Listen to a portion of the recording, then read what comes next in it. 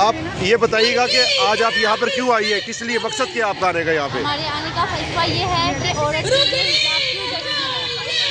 तो आज अल्लाह ताला ने औरत को इतना हुस्न दिया है कि उसको हिजाब में क्यों रहना चाहिए, इस वजह से रहना चाहिए क्योंकि अल्लाह ताला ने इसे बहुत अजमत दी है। मैं मरकज़ सलीमुल कुरान में जेरे तदरीस हूँ, मरकज़ सलीमुल कुरान की कवरेज का हमारे आने का मकसद, हमारे आने का फलसफा क्या है। ये औरत की वजह से जो औरत एक हिजाब में रहती है उससे पर्दा रखती है, वह पर्दा रखने की हया होती है। यानी आज हम उसी के